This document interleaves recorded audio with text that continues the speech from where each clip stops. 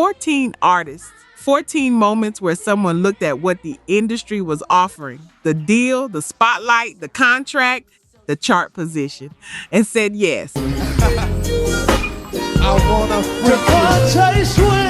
Some said yes to a label that had no intention of treating them right. Some said yes to an image that wasn't theirs to begin with, and a few of them said yes to something far darker. The music was real, but the price they paid, that was real too. Let's count it down. Number 14, Sisqó. You know Thong's song, even just reading those words right now. That synth hook probably fired up somewhere in the back of your head without asking permission. Some songs just live in you like that. But here's what most people never pause to connect. The man who made that song didn't arrive alone. He was built inside something, carried by something. A tight four-man harmony group from the streets of Baltimore that had real momentum, real chemistry, and real runway ahead of them. Dru Hill, Sisqó, born Mark Andrews, alongside Jazz Nokio and Woody. 4 guys from the Reservoir Hill neighborhood. Named their group after Druid Hill Park right around the corner from where they came up. Their 1996 debut went platinum. Into the Dru in 1998 went double platinum. They had the 4-part harmony, the Baltimore soul. The kind of chemistry you can't manufacture in a studio and you can't replace once it's gone. They were building something that could have had a very long run. Then came the whisper. The one the industry always delivers eventually. Solo. Your name above the title. Individual money. When Woody left in 1999, the group hit pause for individual solo projects. Sisqó didn't step back quietly. He stepped all the way forward. Unleash the Dragon dropped November 30, 1999. The first single moved moderately. Then February 2000 arrived and Thong Song peaked at number 1. The album moved 5 million copies in the United States alone. More than anything Dru Hill had sold as a group combined, and it wasn't close. But here's what happened in the quiet. While Sisqó was on every morning show, every school hallway, every car radio, Dru Hill sat in suspended anesthesia. Their 3rd album got delayed, and then delayed again. Tensions built inside the group. The momentum they'd been building together slowly dissolved while one member collected the spotlight alone. And here's the part worth sitting with. When Sisqó's second solo album came out in 2001, the commercial momentum was largely gone. The novelty had worn off. The engine that pulled him away from his group wasn't going to sustain him indefinitely. But the group he left behind had already lost the window. That timing both ways never quite evened out. And if you've ever been part of something real, a team, a friendship, something you built with other people from nothing and watched it quietly unravel because one person found a bigger door, you know the specific ache of that silence. Sisqó got his moment. It was real. But the group that raised his voice never got to finish what they started. Number 13, in Vogue, 7 Grammy nominations, 28 million albums and singles sold worldwide. 4 of the most gifted vocalists the genre had ever put in the same room at the same time. And at the end of the week, After all of that, each member of En Vogue was pocketing 2 cents per album sold. 2 cents. Not a percentage, not a royalty split. 2 pennies on every record that flew off the shelf from Oakland to everywhere else. Here's how that got exposed. MC Hammer, who knew exactly what the music industry could do to an artist, was talking to Cindy Herron one day. She told him what they were making. And according to Dawn Robinson, Hammer stopped mid-conversation and said something to the effect of, "You are the biggest group on the charts right now, and you are making 2 cents a record." There is something deeply wrong here. He connected them with a lawyer, and when their producer found out they'd been to see that attorney, the relationship soured almost immediately. Now pause on that for a second. The moment they tried to protect themselves, the moment they asked basic questions about where the money was going, the people who were profiting from them became hostile. That's the tell. In any deal, in any relationship, the moment asking questions becomes the problem, you already know everything you need to know. Dawn Robinson, the voice, the presence, the spark that made En Vogue unmistakable. Left in 1997 during contract negotiations, she had pushed back. She had tried to make the math make sense.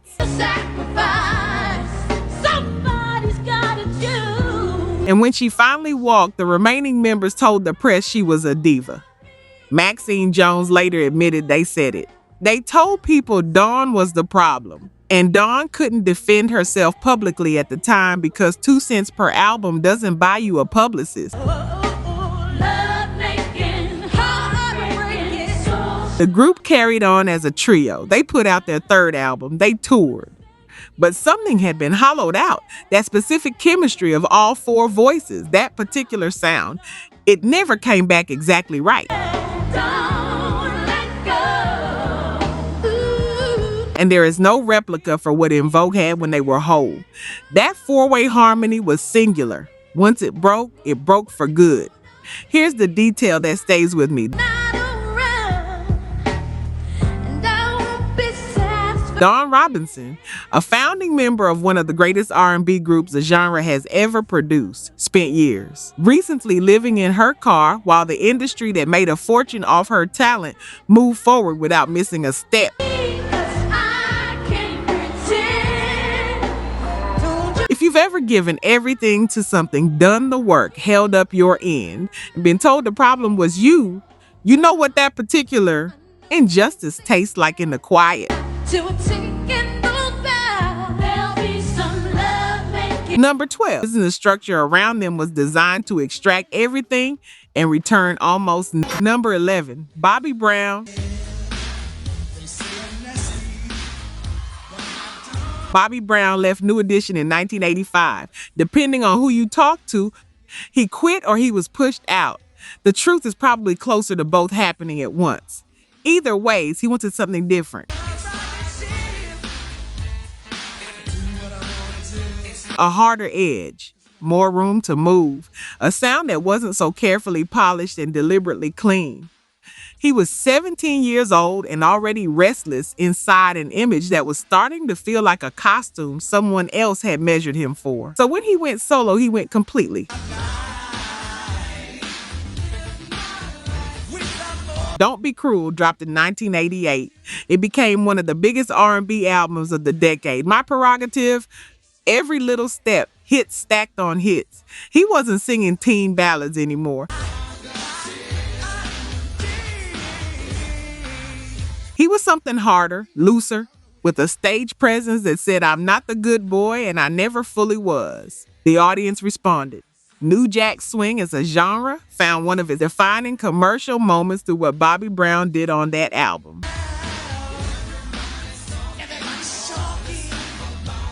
Critically, commercially, it worked on every level it was supposed to. But here's the thing about building a new image to escape the one that was suffocating you. Sometimes the new image becomes its own cage. Bobby Brown didn't just leave New Edition's image behind. He traded one carefully constructed version of himself for another. And the industry that had exploited his group as teenagers now looked at this bad boy persona and saw a product, one they could promote, push into every magazine, and position in ways that made money without necessarily serving the person living inside the character. The tabloid version of Bobby Brown started to overtake everything else. The substance abuse got documented in public. The marriage to Whitney Houston in July 1992, one of the most famous relationships in the history of the genre, became something the media consumed and distorted in real time, with both of them caught inside a spectacle neither of them fully chose. And if you've ever reinvented yourself to escape something that was strangling you, walked away from a version of yourself that felt like someone else wrote it, you know that the new version isn't always freedom. Sometimes it's just a different agreement with the same system. Bobby Brown chose his exit. He built something real with it for a time. He just didn't always get to choose what came along with the exit package. Number 10, Jodeci. I would give anything just to make you. Here is a fact that most people who grew up on Come and Talk to Me and Freaking You don't know. Before Jodeci existed, before the leather and the braids and the slow burn aggression that made them famous, these four men were gospel musicians. Not casually, not just as church background, professionally, nationally known, on the Billboard Gospel chart. KC and JoJo Haley, Cedric and Joel to the people who raised them, grew up Pentecostal in Charlotte, North Carolina. Their father was a gospel musician. Somebody gotta tell me, show how much. As boys, they recorded and performed as Little Cedric and the Haley Singers. Their gospel album, Jesus Saves, peaked at number 4 on the Billboard Gospel chart in 1984. Down south, the church community called KSI the Michael Jackson of gospel. Wake up feeling so horny, I can't get you out. That wasn't a compliment thrown around lightly. That's what they actually called him. Devante Swing and Dalvin the Great came from that same world. Their father, Reverend Donald the Great, was a minister and televangelist who hosted his own program on CBN. Devante and Dalvin toured in their own family gospel group, the Great Delegation. They had played backup for Tammy Sue Backer before they ever thought about secular music. Everything you say. These were church boys, raised in the spirit, trained to move audiences with their voices in service of something that reached beyond entertainment. You understand me? I don't give a damn about me. And then they put those same voices in service of the most hypersexual image the early 90s could build. The leather, the slow burn aggression, the bad boys of R&B in every magazine. Devante was dating Madonna. Casey was with Mary J. Blige. Now stay with me, because there's one more layer almost nobody connects. Nothing else, freaking you is all I need. Devante Swing's creative collective in New Jersey, the Swing Mob, was the incubator for 3 artists who would reshape R&B and hip-hop for the next 2 decades.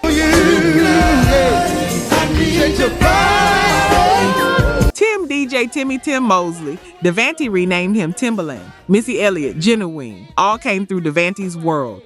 The man who traded his gospel roots for the most dangerous image in early 90s R&B was simultaneously building the production blueprint for the entire era that followed. Whatever you want, whatever you need, pretty baby. That part almost never gets told, but the personal cost was real regardless. Substance abuse, legal trouble, shot vocal cords, on-stage collapses. The fire that made them famous eventually burned through parts of the very people who carried it.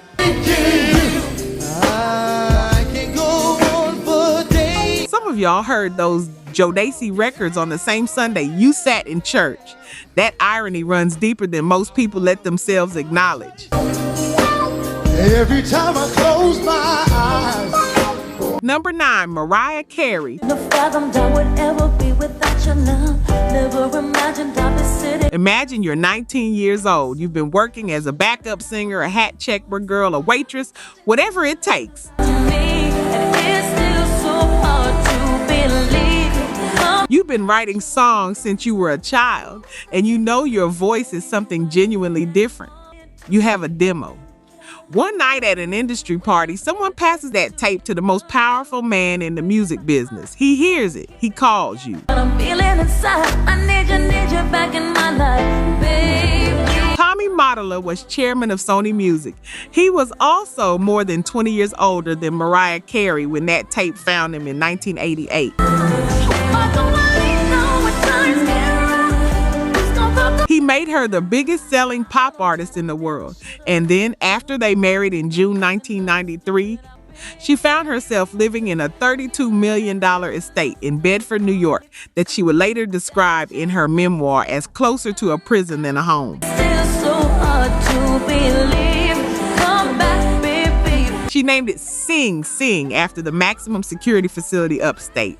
The house was staffed with armed guards, surveillance cameras in most rooms. She hid in her shoe closet to have private conversations. He controlled who she worked with, which producers she could access, which collaboration she could accept, which direction her music took. He had made her break up with her boyfriend and creative collaborator before their relationship even fully began. When she and a group of friends, Da Brat among them, decided to drive 5 minutes down the road to get food. At Burger King, Mottola allegedly sent out an armed search party. He later admitted in his own memoir to being controlling and obsessive. His own words.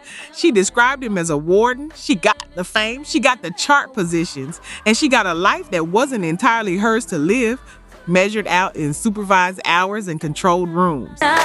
When you are on my mind, Bobby Womack's on the radio. She eventually broke free, divorced in 1998. What happened next is worth noting.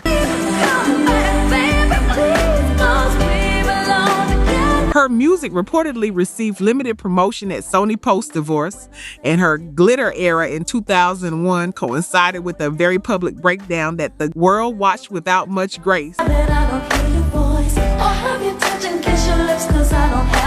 What most people called a collapse was, by her own account, a person who had been held together by an external structure for years suddenly trying to function without it. The scaffolding was gone. What was underneath was still figuring out how to stand alone. She rebuilt herself, and what she made after was hers in a way the earlier work couldn't fully be.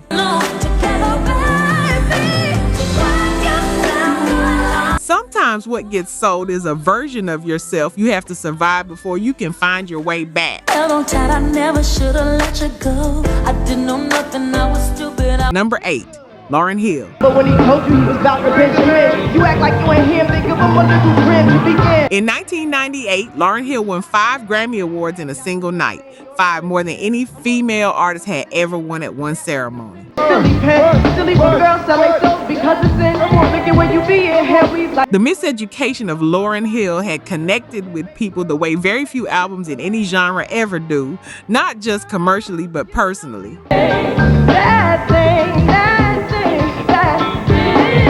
Like it was made specifically for each individual listener. Like she had reached into whatever part of you was still figuring itself out and decided to put it into music. She signed with Rough House Records, distributed through Columbia, part of Sony, as part of the Fugees. The Fugees made the score in 1996 and sold 20 million copies worldwide. Let him know. Lauryn was the creative center, the lead voice, the one the camera and the audience couldn't stop finding. And the industry saw that clearly, saw what she represented, saw what was coming from her. And they wanted to own the next chapter of it. Here's what that meant in practice. Second verse is dedicated to the man, more concerned with his rings and his... After 5 Grammys, after the most decorated night female artist had ever had, the machine immediately wanted the follow-up, the next single, the promotional cycle, the tour, the next Miseducation, packaged and delivered on a schedule. The system rolling forward with her inside it as the engine. And she didn't show up for that. Break it down now. Break it down now. Break it down now. Break it down. She stepped away. She became a mother. She gave a handful of performances in the early 2000s that left audiences unsettled. She seemed far from where she had been, changed in ways that were hard to name.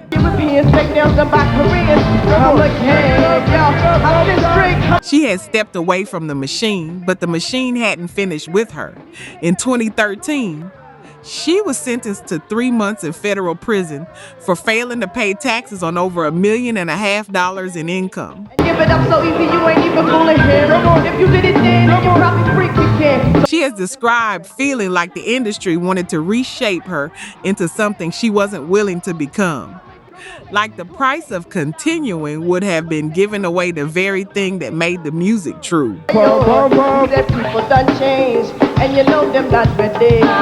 She reportedly said she would rather be broke and free than rich and controlled. The industry called it a breakdown. Some people called it the most rational response to an irrational demand. How you gonna win when you ain't right with them? How you gonna win when you... You probably already know which side of that you're on. I'll let you sit with it. What makes her story different from almost everyone else on this countdown is that she didn't sell her soul and lose it. She refused to sell it and paid a completely different kind of price. There's something both devastating and honest about that.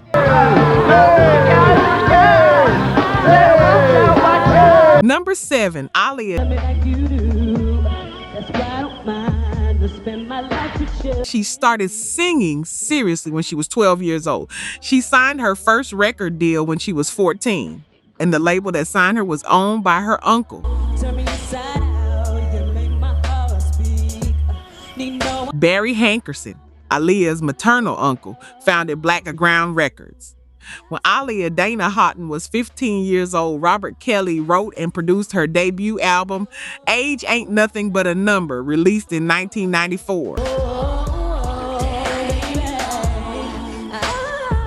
The title track climbed to number 1 on the R&B chart. Aaliyah was 15. That same year, in August 1994, R. Kelly illegally married her. The marriage certificate listed her age as 18. She was 15. When her parents discovered what had happened, the marriage was annulled. The harm, however, had already been done. None of that appeared on the album cover. What appeared was a teenage girl with a tilted cap and a voice that carried a patience and maturity most adult artists spend decades working toward. She had something genuinely rare, the ability to be emotionally present inside a lyric without over-singing it, to communicate depth through restraint. When she made One in a Million in 1996 with Timbaland, the combination of his production and her instincts created a sound that pointed directly toward where R&B was going to live for the next decade. She eventually signed with Atlantic Records, still managed by her uncle. She made her self-titled album in 2001, the record that showed exactly how high the ceiling was above where she stood. She was acting, She was scoring film. She was at the beginning of something that had no visible upper limit. On August 25th, 2001, Aaliyah died in a plane crash in the Bahamas. She was 22 years old. Everything you do makes me love everything. And after she was gone, Blackground Records, the label built by her uncle, held her catalog off streaming platforms for nearly 20 years. Her music, her voice, her legacy kept behind a wall, while the rest of the world moved into a streaming era without her. The catalog only became widely available in 2021, 2 decades after she died. Here's what gets me most about this. The people positioned to protect her family management industry didn't. And after she was gone, the assets still had to be managed, still had to generate revenue, still had to be controlled by the people who had already failed her when she was alive. That's what a soul looks like when the person it belonged to is no longer there to even know it.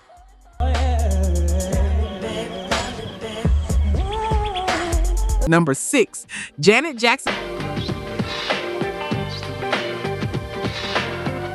February 1, 2004, Reliance Stadium in Houston, Texas, Super Bowl XXXVI halftime show. Approximately 150 million people watching live. Janet Jackson is headlining. Justin Timberlake is the surprise guest. They closed the performance on his hit Rock Your Body. And at the final moment, Timberlake grabs a piece of her costume and the moment goes wrong. Her breast is exposed on live television for less than 1 second. What happened next is one of the most thoroughly documented examples of racial and gender double standards in the history of American entertainment.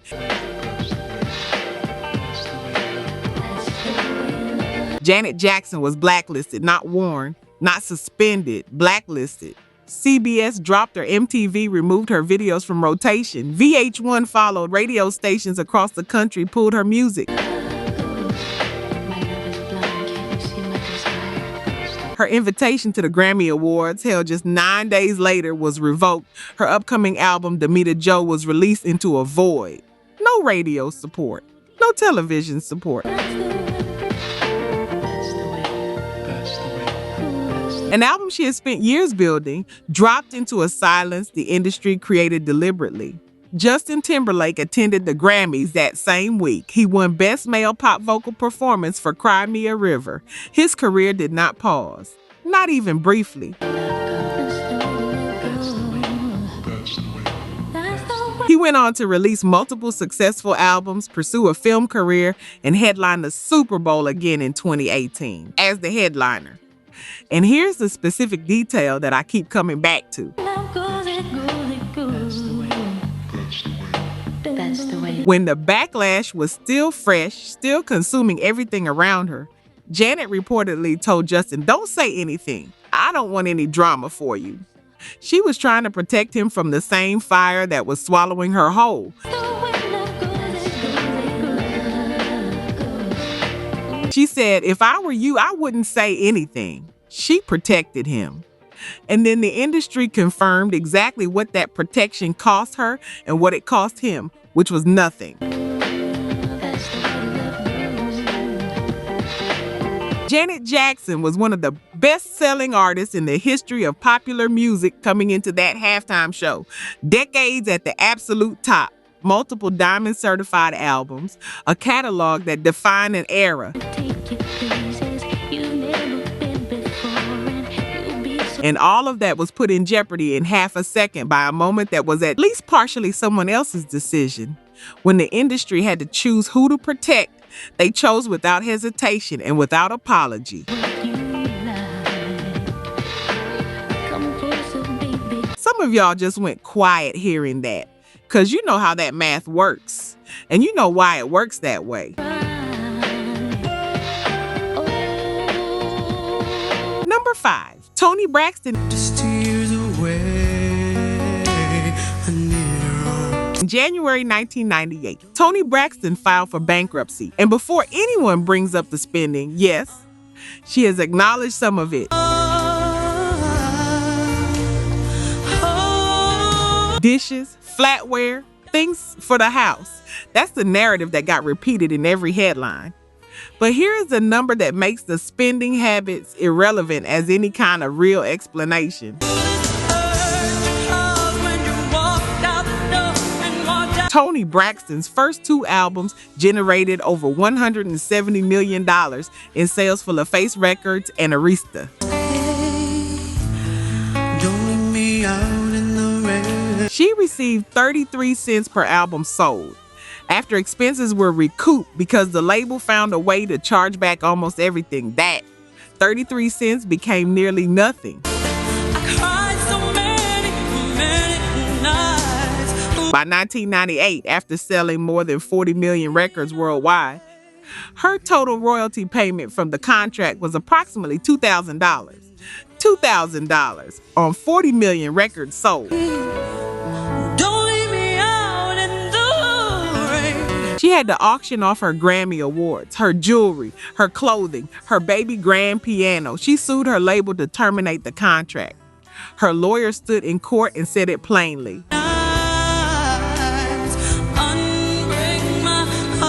She is receiving 33 cents per album. That makes it mathematically impossible to build any financial stability from album sales.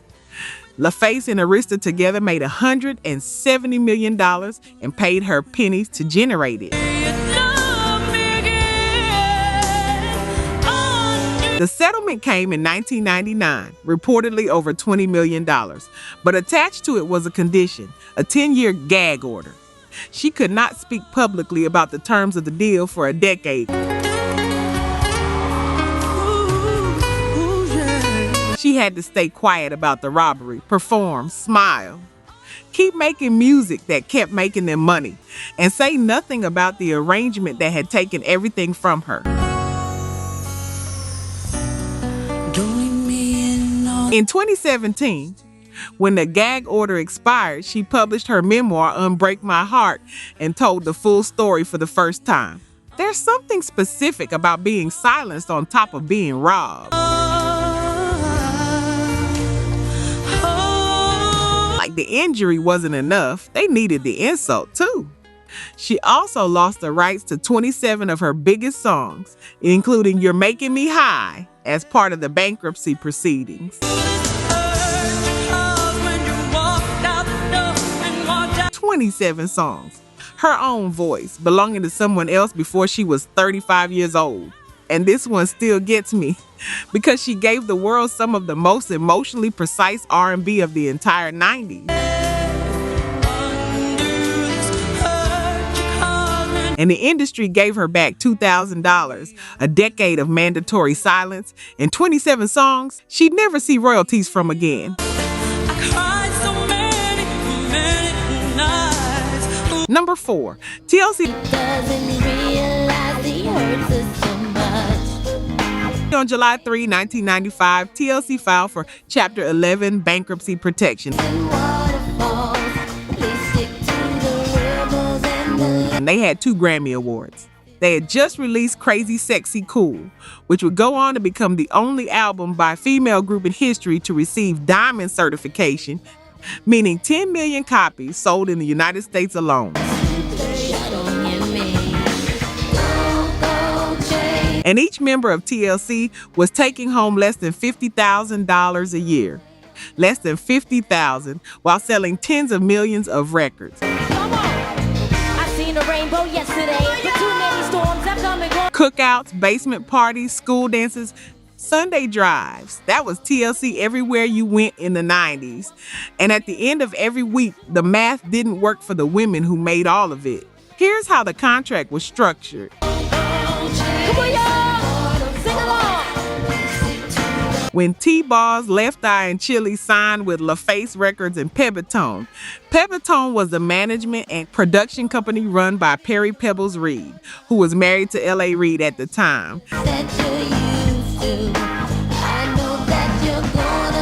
They were teenagers without independent legal counsel. The contract gave them approximately 7% of album sales. Then LaFace and Pepitone deducted recording costs, video production, promotion, tour support, hotel rooms, airline travel, food, clothing. Everything was a deduction. After all of it, TLC was netting roughly 56 cents per album, split 3 ways between them. At a Grammy press conference in 1996, Chili stood at the microphone with their awards in hand and said what nobody expected to hear. We're as broke can be. 14 million albums sold, 2 Grammys, as broke can be. The group generated approximately $175 million in revenue. TLC received approximately 1% of that, 1%. And then Lisa Left Eye Lopez died on April 25th, 2002 in a car crash in Honduras. She was 30 years old. The woman who brought that electric, irreplaceable presence, the raps, the fire, the vision that made TLC 3-dimensional instead of 2 was gone. Just when it seemed like they might be figuring out how to survive everything the industry had put them through. T-Boz and Chili eventually made one more album in 2017 through a Kickstarter campaign, because the industry that had made hundreds of millions off them was not going to fund what they wanted to do with their own legacy. If you were in any room in the 90s where TLC was playing, any cookout, any basement, any school dance, the women who built that soundtrack never got paid what their work was worth. Number 3, R. Kelly. Robert Sylvester Kelly was born January 8, 1967 on the south side of Chicago. He grew up in poverty. He has spoken publicly about being sexually abused as a child. And he had a gift, a genuine, undeniable gift that connected with people on a level most artists never reach. Not just the voice, the whole thing, the production, the songwriting, the ability to reach into the chest of whoever was listening and hold something there for the length of a song. He signed with Jive Records in 1993. He sold over 50 million records worldwide. He wrote I Believe I Can Fly, 3 Grammys from that one song alone. He wrote and produced for Michael Jackson, for Celine Dion. He was a dominant creative force in R&B for 20 consecutive years. The genre itself carries his fingerprints on it. And the entire time, he was using that platform to access fame, provides the money, the power, the difficulty of saying no to someone that commercially significant to prey on young women and girls, systematically. For decades, allegations circulated for years throughout the industry. People knew, labels knew, venues knew, and the industry kept signing him, kept promoting him, kept putting him on stages and television screens because the records sold and the deals were too profitable to interrupt. He had illegally married Aaliyah when she was 15. In 2008, he was acquitted of child pornography charges in a case involving a videotape. The acquittal happened. The industry welcomed him back without significant pause. His music kept selling, his collaborations kept getting released.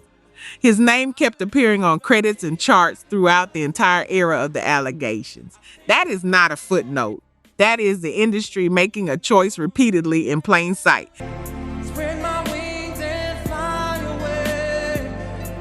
In 2021, a federal court convicted him on racketeering and sex trafficking charges. In June 2022, he was sentenced to 30 years in federal prison. Here's what selling your soul means in this specific case, and it's different from everyone else on this list. He didn't sell his soul to the industry. He used the industry as the instrument. The deal he made wasn't about a contract or an image or a crossover pivot. He traded the purpose that kind of gift is supposed to serve, connection, music that actually means something, for access and control over people who came to him because of the trust that voice built. That is the soul that got sold, and not to a label. Number 2, Destiny's Child. January 2000, Say My Name was climbing toward the top of the Billboard Hot 100. Destiny's Child, LeToya Luckett, LaTavia Roberson, Beyonce Knowles, and Kelly Rowland had recorded that song together. All 4 of them, LeToya and LaTavia, had sung on it. Their voices were woven through it. LeToya Luckett is listed as one of the songwriters on that record. And they found out they were no longer in the group by watching the music video. Matthew Knowles, Beyonce's father and the group's manager, had replaced LeToya and LaTavia with Michelle Williams and Farrah Franklin.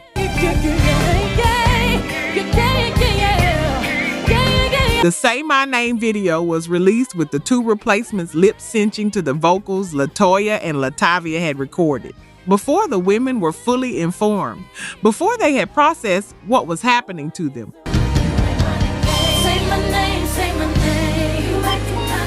LeToya and LaTavia had been founding members. They had come up from the very beginning, from Girls' Time, from Star Search, from years of rehearsals and road and building. They had given their teenage years to making this thing work.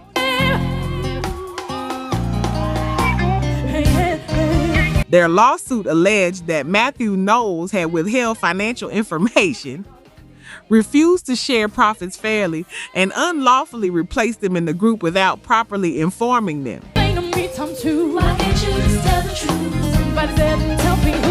The lawsuit also alleged that Knowles had attempted to gain legal guardianship over them, over grown women who were not his children, while managing their careers simultaneously. That is a level of control that goes well past any reasonable management arrangement. The lawsuit was settled out of court in 2002. Terms were sealed. Farrah Franklin, one of their replacements, was gone 5 months after she arrived. The trio that remained went on to become one of the best-selling groups in the world. That's the chapter most people know. But there are 2 other women who can tell you what it felt like to help build something from the ground up. Give your teenage years and your voice and your trust to it. And then see your face cut out of the video for a song you wrote and recorded before anyone officially informed you that you were done. If you've ever worked hard for something and still been the one who got left behind, not because of anything you did wrong, but because of where you ranked in someone else's plan, you know this story somewhere it doesn't fully go away.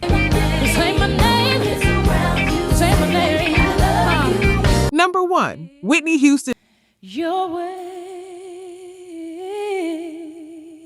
Whitney Elizabeth Houston was born August 9, 1963 in Newark, New Jersey. Her mother was Cissy Houston, gospel singer, background vocalist for Aretha Franklin for Elvis Presley. Her cousin was Dionne Warwick. So goodbye. She started singing in the New Hope Baptist Church choir at 11 years old, and she had the kind of voice that makes other singers go quiet, not out of envy, out of recognition, because voices at that level come around maybe once in a generation, and hers was the one for hers. The person who heard her demos and signed her to Arista Records in 1983 was Clive Davis, who understood exactly what he had in front of him and built something very specific around it.